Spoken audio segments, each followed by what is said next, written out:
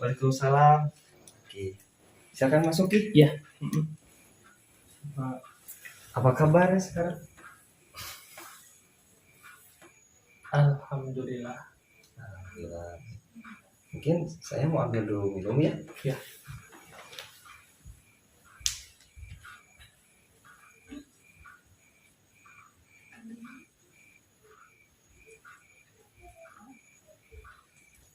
Nih, silakan minum dulu airnya. Minum ya Pak. Ya, silakan.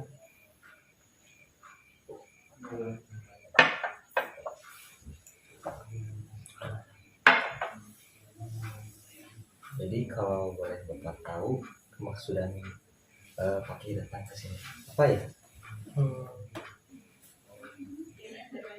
Oh, sebelumnya apakah saya mengganggu waktu Bapak?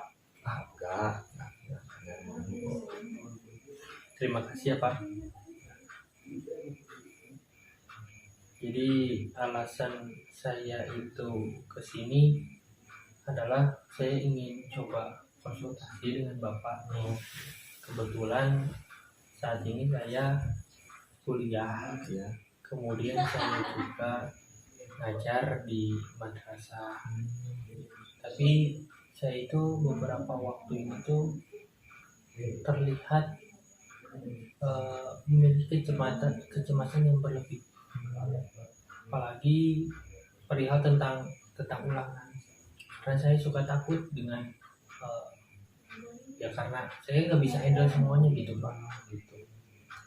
Jadi apa yang bisa Bapak simpulkan dari cerita Pak Ki barusan? Jadi Pak Ki ini mempunyai kecemasan terhadap ulangan, tidak bisa memfokuskan diri terhadap ulangan. Jadi pemikiran Pak Ki selalu buyar ketika menghadapi ulangan dan tidak fokus untuk mengerjakan soal. Apakah seperti itu? Iya, tapi lebih tepatnya karena saya kerja sih Pak gitu. Memang akhirnya jadi tidak fokus gitu. Jadi sebelumnya Bapak salut sama Pak Ki. Aku bisa bekerja sambil kuliah, bahkan bisa dua aktivitas berjalan secara bersamaan. Diminum dulu airnya silakan. Ya. Tenangkan dulu saja. Terima kasih ya Pak sudah meluangkan waktunya juga. Sebelum Bapak mulai konseling ini, mungkin Pak Ki akan saya beritahu bagaimana sih gitu tata cara dalam konseling tersebut. Ya, dalam konseling ini itu adalah saya yang memimpin sebagai konselor. Ya. Mungkin biar konseling ini berjalan sesuai dengan harapan kita bersama, dan konseling ini bisa membereskan ataupun bisa menemui jalan keluarnya dari masalah Pak Ki tersebut. Ya. Alangkah baiknya Pak Ki ikut berpartisipasi dengan cara meluapkan semua emosi atau misalnya nafsu-nafsu yang ada dalam diri Pak Ki atau permasalahan Pak Ki itu dikeluarkan supaya Bapak bisa tahu apa sih permasalahan Pak Ki tersebut. Bagaimana, apakah Pak Ki bersedia? Insya Allah saya bersedia.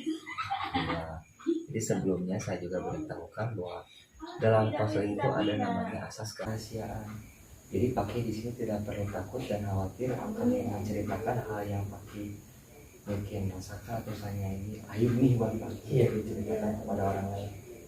Ada kok namanya asas kerahasiaan bagi kami para konseling untuk menjaga rahasia-rahasia kami dari ya mungkin dari orang-orang hanya kami di sini dan kamu yang tahu akan masalah ini. Nah, kalau sekarang mau tahu kecemasan apa sih yang kamu rasakan? Saya itu cemas kalau nilai saya itu tidak baik Pak. Karena ya mungkin saya juga banyak kepikiran karena pekerjaan, akhirnya saya merasa ketika mau ujian itu saya takut nilai saya itu mendapatkan nilai yang jelek. Pertama sih saya salut banget sama kamu. Kamu bisa bekerja sambil kuliah itu udah luar biasa banget. Itu udah ada potensi yang baik dalam diri kamu, udah ada potensi yang bagus juga dalam diri kamu. Sebenarnya ketika kamu ulangan, kamu cemas itu karena apa? Terkait dengan nilai Pak, karena takutnya saya jadi nggak lulus gitu. Oh, ya. Padahal kamu sudah belajar dengan kamu dengan baik itu. Iya Pak. Begitu. Pertama gini, sebenarnya itu adalah kecemasan yang berlebih kamu terhadap takutnya gitu. Ulangan kamu tidak sesuai ekspektasi. Ulangan kamu takut nilainya jelek karena hal-hal yang belum saja terjadi, tapi kamu sudah memikirkan itu. Iya. Ulangan saja belum, tapi kamu udah memikirkan hal-hal yang enggak. Kenapa kamu tidak fokuskan diri kamu pada suatu pekerjaan? Contoh, hari ini kamu sedang ulangan, kamu fokuskan saja diri kamu pada ulangan ini. Kamu nggak usah memikirkan besok hari, misalnya besok atau lusa seperti apa, takutnya nanti kan ulangannya jelek, nilainya bagaimana. Kamu tidak usah memikirkan hal itu terlebih dahulu. Alangkah baiknya kamu fokuskan saja pada apa yang sedang kamu jalani hari ini. Kamu fokuskan, kamu prioritaskan dulu apa yang sedang kamu jalani hari ini. Dan insya Allah nanti di sana akan muncul mungkin kepercayaan diri yang berlebih. Nah, bagaimana menurut Pakih? Apakah Pakih punya jalan sendiri untuk melakukan hal atau terobosan baru dalam masalah tersebut? Kalau jalan sih belum sih, tapi dari apa yang Bapak sarankan termasuk tentang berusaha untuk percaya diri, kemudian juga jangan memikirkan sesuatu yang belum terjadi, akhirnya ada kemungkinan untuk mendapatkan nilai yang lebih baik, ya itulah yang saya pilih kayaknya. Oh, nah mungkin di luar itu saya akan kasih 2 opsi lagi untuk Pakih. Yang pertama, Pakih fokuskan belajar, prioritaskan apa yang akan Pakih jalani hari ini. Jangan memikirkan hal yang enggak, yang belum saja terjadi. Pakih sudah pikirkan. Itu malahan kurang baik untuk kesehatan mental Pakih sendiri. Fokuskan saja pada apa yang akan dijalani hari. Contoh, akan besok ulangan, Pakih belajar dengan giat, dengan tekun. Pakih itu anak pintar loh. Pakih mempunyai potensi yang bagus yang tadi saya bilang dari awal. Lalu ketika Pakih akan ulangan, tiba-tiba jawaban yang sudah Pakih ingat hilang. Itu karena apa? Ya karena ketidakpercayaan diri Pakih yang muncul, bahkan kecemasan yang berlebih yang muncul. Mungkin karena itu. Nah, opsi pertama mungkin itu, dan opsi yang kedua, Pakih memikirkan hal yang enggak, Pakih mungkin sudah belajar, tapi ketika ulangan Pakih nilai hancur. Karena apa? Karena kepercayaan diri Pakih yang tidak muncul saat ulangan. Kecemasan yang muncul yang membuat pikiran Pakih buyar, dan alhasil ulangan Pakih tidak sesuai harapan. Sebenarnya itu kamu sendiri yang memilih. Bagaimana? Pakih memilih opsi yang mana?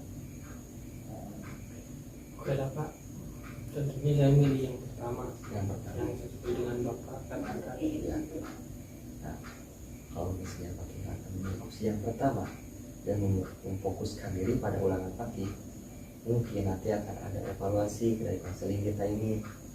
Kita akan evaluasi lagi apakah Pakih bisa melaksanakan ujian ini dengan beres, dengan selesai, dengan mental health Pakih yang masih tenang-tenang saja dan tidak ada kecemasan sedikit pun dalam diri Pakih. Nah, Bapak nanti akan atur jadwalnya lagi. Mungkin untuk jadwal kalau untuk atur sendiri sih ya Bapak susah ya. Paling menunggu Pakih beres ulangan baru kita atur jadwal konseling kedua. Bagaimana? Apakah Pakih bersedia untuk melakukan konseling kedua dan melakukan evaluasi? Ya, nanti akan kita coba lagi ya Pak. Ya. Caranya terima kasih juga. Boleh pulang lagi Pak? Oh, boleh, silakan. Nanti jangan lupa untuk melakukan evaluasi kedua ya.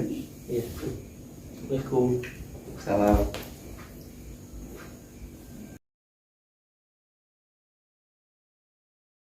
Assalamualaikum. Waalaikumsalam. Pakih. Silakan masuk. Ya. Silakan duduk. Bagaimana untuk sesi konseling kita yang pertama, apakah membuahkan hasil? Alhamdulillah Pak, dari si kemudian juga saran yang Bapak sampaikan kepada Papi bermanfaat sekali buat Papi. Yang awalnya Papi itu merasa takut untuk mendapatkan nilai yang jelek, akhirnya malah mendapatkan nilai jelek, tapi sekarang karena saran dari Bapak cukup baik. Mudah-mudahan dia bisa lebih baik lagi Ya, berarti sekarang untuk kesehatan mental Paki sendiri, kecemasan itu sudah mulai hilang. ya. Paki sudah bisa menjalani ya sesuatu dengan mandiri, dengan tidak mencemaskan hal-hal yang belum terjadi. Ya, Ya, alhamdulillah. Mungkin nanti nilainya bisa sesuai harapan. amin. Paki bisa naik ke semester 3 dengan tidak melakukan UPN. Ya, Ya, semoga Paki sukses kuliahnya dan juga bisa sukses menjadi gurunya. ya. Mungkin saya tutup konseling hari ini. Kita ucapkan alhamdulillah. Alhamdulillah. Terima kasih ya Paki. Ya. Nah, mungkin sekian saja dari saya.